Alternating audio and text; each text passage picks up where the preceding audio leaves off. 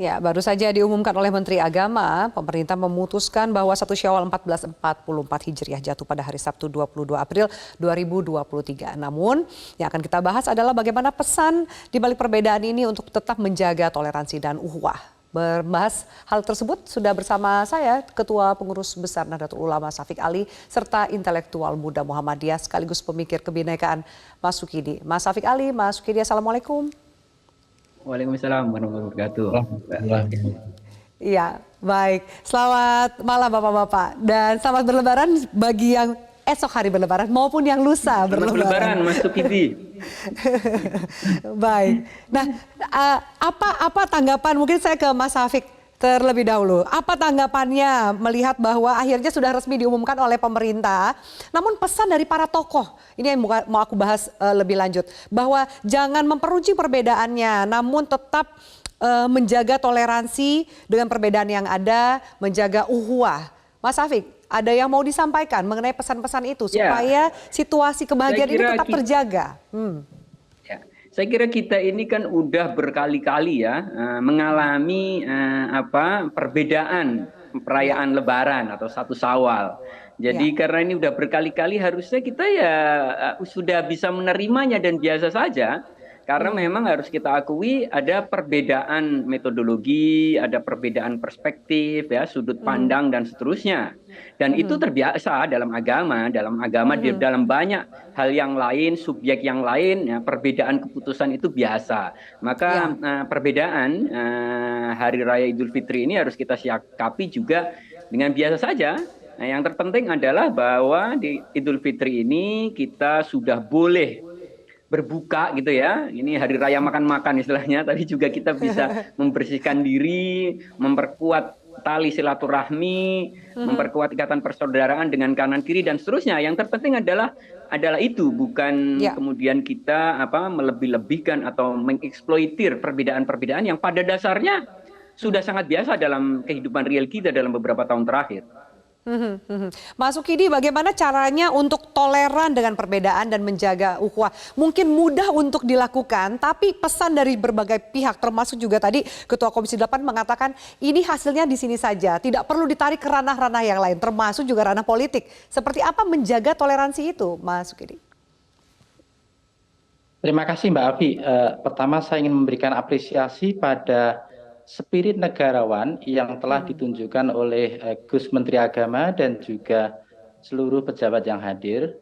Pertama untuk memberikan satu teladan dalam bertoleransi, Mhm. bahwa perbedaan ini adalah bagian dari tradisi kita, bagian dari tradisi Islam, yang harus selalu kita hormati, kita junjung tinggi, karena itu sikap terbaik yang selalu kita kedepankan dalam konteks Indonesia sebagai negara Pancasila Ya. adalah spirit toleransi itu. Mhm. Toleransi itu artinya memberikan ruang penghormatan, ruang apresiasi, ruang tasamuh dalam tradisi Islam kepada mereka yang berbeda yang akan merayakan Idul Fitri esok hari, Ya. untuk merayakan Idul Fitri dengan leluasa, dengan khusyuk, dengan penuh ketulusan, dan tugas negara adalah memberikan satu pelayanan yang adil dan setara kepada mereka yang akan merayakan Mhm. Idul Fitri besok hari. Itu Mhm. tugas utama negara adalah memberikan jaminan kebebasan bahwa saudara-saudara kita yang merayakan Idul Fitri esok hari Mhm. adalah memperoleh tempat ibadah, memperoleh tempat fasilitas yang memang bisa dipakai untuk memenuhi kewajiban seorang muslim untuk menunaikan sholat Id dan sekaligus untuk merayakan Idul Fitri itu sendiri. Iya. Itu yang selanjutnya yang tak kalah pentingnya adalah menumbuhkan satu kesadaran kebinekaan bahwa perbedaan ini adalah bagian dari kebinekaan yang memang menjadi ciri Indonesia dan sekaligus menjadi ciri agama itu sendiri. Nah, kesadaran kebinekaan itu harus kita pupuk bersama Mhm. dalam bingkai Negara Kesatuan Republik Indonesia dengan menjiwai kesadaran kebinekaan bahwa dalam merayakan ibadah keagamaan pun kita bisa berbeda, kita bisa berbeda-beda, karena itu Mhm. tali persatuan itulah yang harus menjadi satu ikatan bersama. Karena dengan tali persatuan, tali ukhuwah, tali persaudaraan itulah yang membuat kita berdiri tegak dan harmoni sebagai bangsa, dan Ya. sekaligus kita bisa tumbuh dan maju bersama sebagai bangsa itu sendiri. Mhm, mhm, mhm. Baik, ada kesadaran di situ menjaga toleransi dan juga menjaga ukhuwah, termasuk juga kehadiran negara. Mas Hafik, kalau menyambung tadi penjelasan dari Mas Kidi, ada negara yang bisa hadir secara adil dan juga ihsan dengan perbedaan Lebaran ini, konkretnya seperti apa? Supaya tidak dimaknai yang salah kepada pihak-pihak yang melihat perbedaan ini menjadi sebuah garis yang tebal. Ya. Pada dasarnya ya, negara itu kan tidak boleh terlalu dalam mencampuri urusan agama.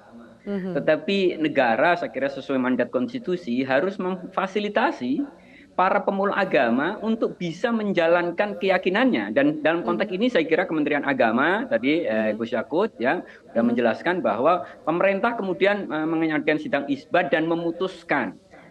Dan itu bagian pada dasarnya dari melayani dan memfasilitasi karena warga jadi punya panduan.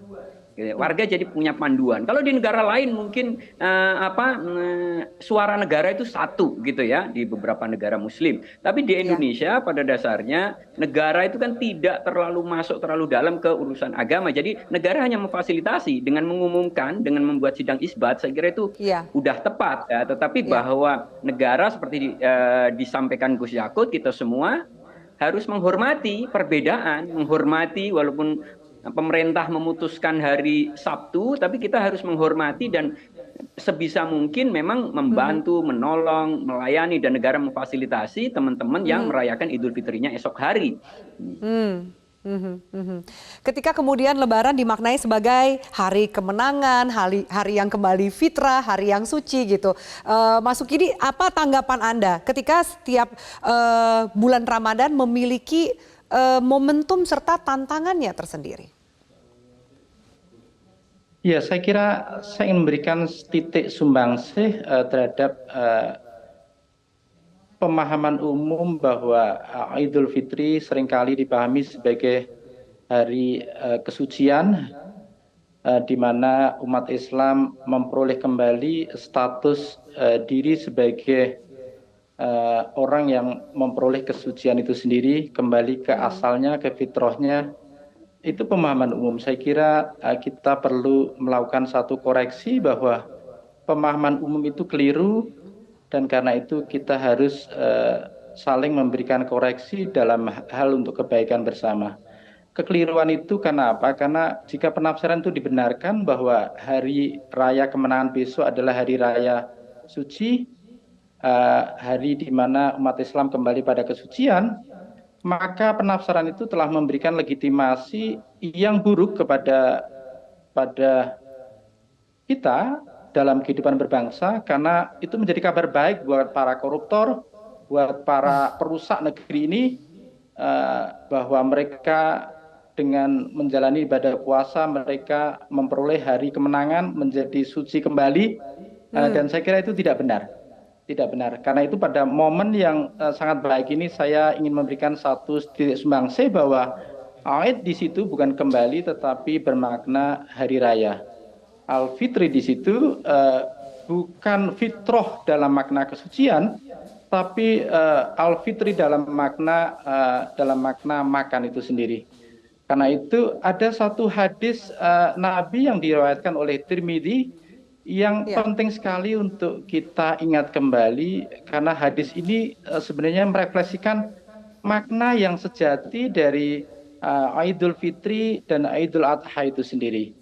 Kata Nabi bahwa Al-Fitru yauma yuftirun nas. Idul Fitri itu adalah hari ketika manusia makan. Wal Adha yauma yudhohin nas. Dan Idul Adha itu adalah hari ketika manusia berkorban. Karena itu ini penting sekali untuk kita perhatikan bahwa Idul Fitri itu adalah hari raya makan, dan karena itu pada 1 Syawal kita dilarang berpuasa dan kita menandai satu festival of fast breaking. hari raya buka puasa, hari raya makan, hari raya untuk tidak berpuasa, dan Baik. karena itu Idul Adha itu sendiri juga hari raya berkorban. Saya kira itu pemaknaan yang benar yang harus kita sadari mulai hari ini dan ke depan, sehingga tidak lagi ada klaim bahwa hari ini kita 00, kita menjadi suci kembali, dan karena itu besok berbuat dosa lagi. Saya kira itu tidak dibenarkan dalam konteks Idul Bagaimana Fitri. masuk ini dengan perayaan dan kegembiraannya? Perayaan dan kegembiraan adalah bagian dari peristiwa budaya untuk menjiwai kembali kebahagiaan setelah Ya, berpuasa sebulan penuh. Karena itu momentum Lebaran ini harus kita maknai sebagai satu momentum untuk kita menyelami kembali hakikat kemanusiaan kita. Di oke. tengah paceklik, di tengah inflasi, di tengah kemiskinan, di tengah stunting, momentum Lebaran ini penting untuk kita jadikan satu refleksi untuk berbelas kasih kepada mereka yang miskin dengan Baik, menjadi orang tua asuh, dan sekaligus menjadi orang tua asuh pada mereka yang kena stunting, dan sekaligus menjadi baik. orang tua asuh pada mereka yang tidak bisa menikmati pendidikan.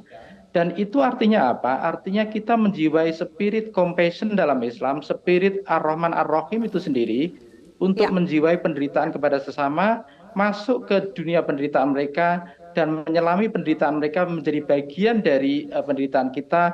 Dan karena itu kita do the best for others. Kita melakukan yang oke. terbaik kepada mereka yang tidak seberuntung kita, sebagai satu keterpanggilan kemanusiaan agar mereka dapat berdiri tegak dan setara sebagai sesama warga negara Indonesia.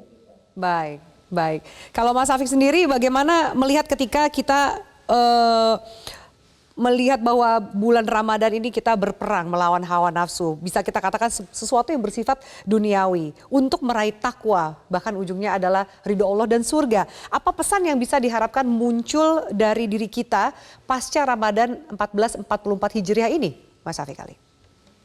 Ya, pada dasarnya dengan Ramadan kita kan diingatkan sebagai hamba Tuhan ya, bahwa kita harus bertakwa kepada Allah dengan cara menjalankan puasa selama 30 hari.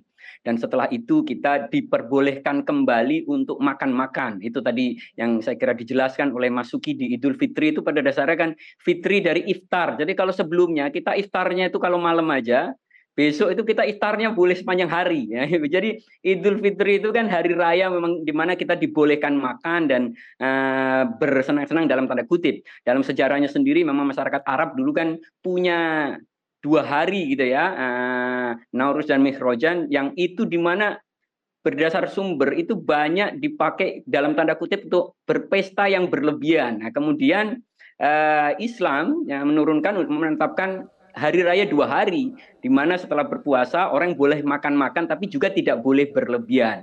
Jadi pada dasarnya setelah kita berpuasa selama 30 hari, yang itu mengingatkan kita bahwa ketakwaan pada Allah Subhanahu wa taala itu penting buat diri kita sendiri sebagai manusia. Setelah itu ya kita harus kita dibebaskan. Kita dibebaskan dari puasa tersebut, dan dalam di banyak negara kemudian kita ikuti bukan hanya dengan zakat fitrah ya, zakat fitrah yang artinya ya zakat untuk dimakan ya, cuma 2,5 kilo gitu ya kalau keputusan hari ini. Jadi kalau dikatakan bahwa zakat fitrah untuk mensucikan diri, saya kira itu berlebihan. Jadi zakat fitrah itulah zakat kita memang untuk orang lain yang memang berhak untuk menerima zakat, yang kira-kira dia nggak akan kelaparan, dia bisa makan di hari raya Idul Fitri itu. Ya. Nah, jadi selain zakat fitrah dan sholat Idul Fitri, di banyak negara Lebaran itu dirayakan gitu ya, sesuai artinya dengan perayaan, kemudian dengan silaturahmi dan saling bermaaf-maafan. Dan ini sendiri pada dasarnya perkembangan budaya, dan saya kira memang agama itu kan melahirkan banyak sekali produk budaya. Salah satu sisi adalah agama adalah penggerak budaya. Tanpa agama kita bisa membayangkan mungkin kebudayaan yang tercipta juga akan berbeda. Nah, jadi Ya. ini beberapa hal yang saya kira terkait refleksi terkait Ramadan dan juga Lebaran. Lebaran. Baik, Mas Afik